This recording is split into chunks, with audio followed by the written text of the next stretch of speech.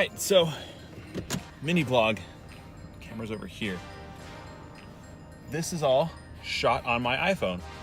So I have to look not at myself, but over here, where the camera lens is at. Yeah, get the shot, my man. Quality is gonna go down for a second, but if you look, if I can zoom, that's the holy fire. It's not holy because it's like sanctified, or it's gonna purify us from all of our sins. Jesus did that. It's the name of like the area is Holy Gym Trail. So that sucker's gotten up to 18,000 acres. That was 2 hours ago that I checked. So it's getting really, really bad. So this is possibly video 2 this week, but I've been learning a lot and taking a lot in from other successful content creators, successful YouTubers, and I've been, one, inspired to film another vlog, and 2, I just need to practice. A video a week isn't gonna give me the practice or experience I want or need with editing. I gotta put in the time and earn the skills I need to make these things really cool and kind of unlock some of my potential I think that I've got as a filmmaker. I don't like using titles like that. This is just a cool hobby and I want to get better at it. And truthfully, I feel more myself when I don't have like this crazy hung up like idea I want to try and convey. Like, I like doing the development stuff, the personal growth stuff that I've been putting out so far, but this I feel more natural. I feel less like, oh my gosh, I got to get this point across, or that makes sense. What's this transition like? Oh, is this gonna work? It's just kind of weird to say, but it's freeing to have my 5th video just be talking and on my way to the gym.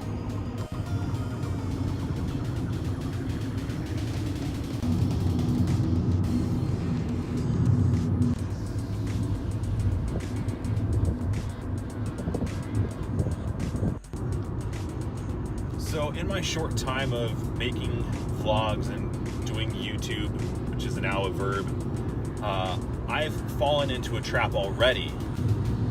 This trap that I've fallen into is kind of one I didn't want to fall into to begin with, and it's even one that I warned people on my first video not to fall into it myself.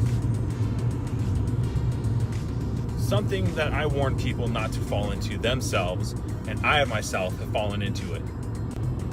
And that's the trap of perfection. I was getting hung up on like, man, my transitions and my cameras, and the things I'm doing with my camera don't work. The transitions in my edits don't work. My audio isn't working. In my last video I published, there's this weird like thudding sound, which I'm pretty sure is the car running and the microphone tapping on the windshield. Sorry about that. And I just really got into my head instead of just creating and letting the things sort themselves out.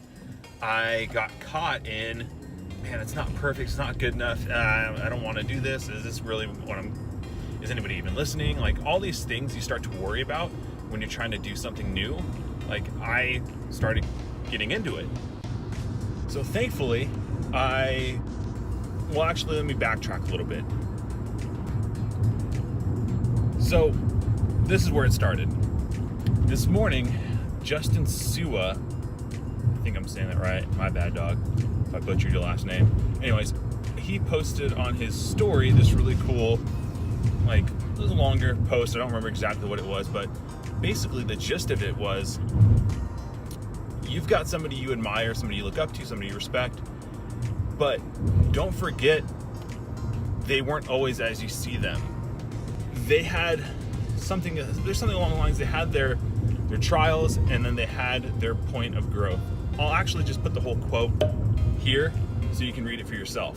I started thinking about how a lot of the people that are like major on YouTube, one person in particular that I take a lot of inspiration from, have learned a lot as far as filmmaking, photography, cinematography, all that fun stuff, editing. Peter McKinnon. If you've never heard of him, I'm gonna throw a link to his channel here so you can find out just how awesome he is. If you have heard of him, then you know how awesome he is. I got curious. I was like, well, Peter McKinnon had to start somewhere, right? He began making videos and starting vlogs and getting on YouTube and uploading. He didn't start with, I think it's 2.5, I'll correct that if necessary, million followers on YouTube. Subscribers, sorry. And so I got curious and I went to the bottom of his feed and I found his early videos. And guess what? They weren't as good. No offense, Peter, if you see this for some reason. Awesome and inspiring nonetheless. However, this dude's skill elevated. His abilities, his creativity, his originality, like he went from point A to point B, and I was curious about the in-between, like what's in between A and B. Nobody talks about that because alphabetically it doesn't exist, but also because no one wants to talk about it. Nobody wants to talk about the good old days or the not so good old days when they were growing. So this was kind of a sense of relief for me because Peter McKinnon wasn't as good as Peter McKinnon is now. And that's pretty cool because you know what? He grew, he improved, he honed his skill and his craft. He got more comfortable in front of a camera. His personality definitely shined out more. Today's lesson, as I've kind of been digesting and even just processing out loud what I learned, we're gonna try and make a quote here. Careful. So, the hardest pill to swallow is the one that is prescribed yourself. Does that make sense? Yeah, right? Let's try it again. The hardest pill to swallow is the one that you've prescribed for others to take. Maybe? Does that work? Basically what I'm getting at is it's really hard to take your own advice, isn't it?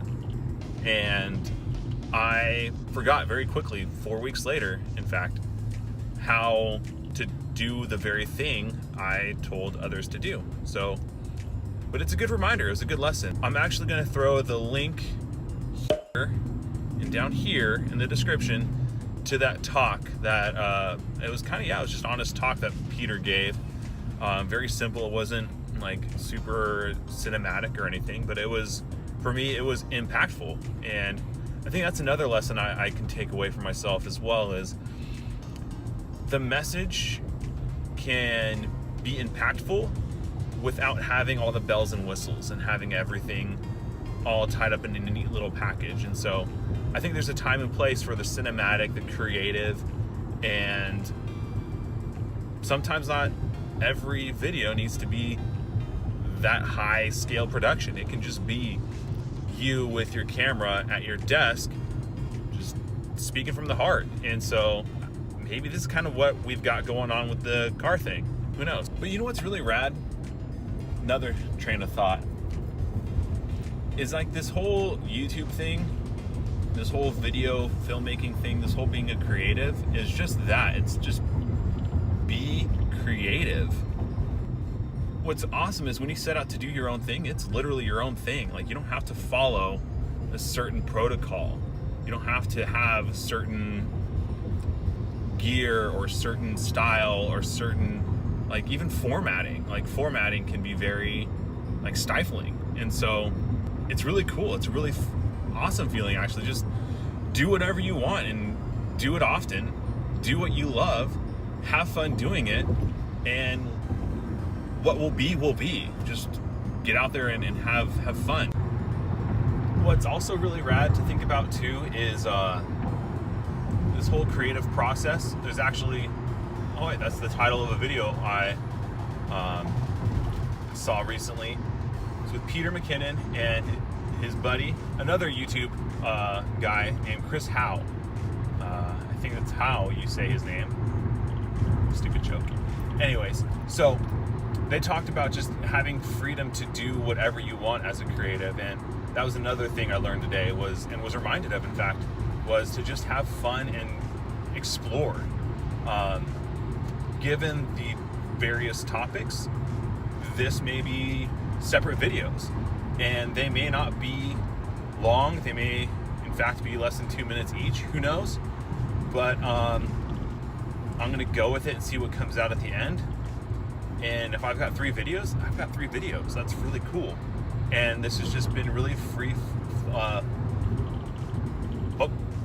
this has been really free-flowing and just, you know, spontaneous, which is kind of awesome. All right, okay, now I'm not gonna lie, I'm getting really excited about like this freedom and creativity thought, which is so silly. It's so like obvious, but it's really cool. I have,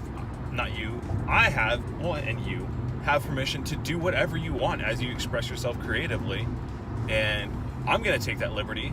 I invite you to join me in that and explore your creativity as you will. I think what that's doing for me right now is just, it's allowing me to think outside the vlog format and think outside of even the topics and just really just do whatever. I've got a lot of interests. I've got a lot of things I do. A lot of ideas, and some will work, some won't. But that's okay, right? That's what this whole journey is about, is exploring. What kind of movie would Lord of the Rings be without the exploration, without the journey? It'd be much shorter, that's for sure. And even thinking back on the video, the creative process, which will also show up right here, and it'll be down there in the video description, was I think it was Chris Howe in that talk with Peter McKinnon brought up, might have been both of them. Anyways, just go watch it for yourself. It's really cool. They brought up the personality aspect, and truthfully, I feel the most myself doing it this way, with no big camera, no fat, you know, condenser mic on top, with the Joby tripod, the vlogger setup, if you will. Just me in my car on my way to the gym, which that reminds me of another thought. It's about a book called Find Your Why. It's by Simon Sinek. If you haven't heard of Simon Sinek, great speaker. He's got some good stuff out there. Look him up, you'll find all kinds of great content on YouTube. The whole personality thing I mentioned reminded me of Simon Sinek's talk he gave. It's a TED talk he gave that kind of put him on the map. And I can't remember the title of it. It's basically about your why, and how people don't buy what you do, they buy why you do it. Essentially what I'm getting at is I feel like I can be more myself in this format, and I feel like I can give more of my personality, good or bad, we'll find out. But again, it's the freeing aspect that's really cool, and I don't have to be this or that. I can just be me, and love it or hate it, it's up to you.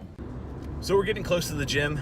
My hope was to record the footage of the workout and throw it in here. We're doing a hero wad. I forget the name of the hero wad. Kunan? I think it's Kunan. What I remember from today, it is, and I'll actually throw the text there somewhere. It is 5 rounds of 18 deadlifts at 185 for men.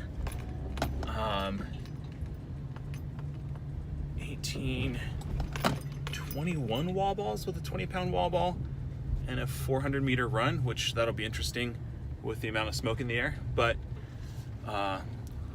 we'll see how it goes. I think I might try to throw a time lapse in there and mix it up a little bit. All right, so this obviously isn't gonna work for the workout. Black jeans, Lularoe shirt, not happening. Let's see if we can switch that up. Much better.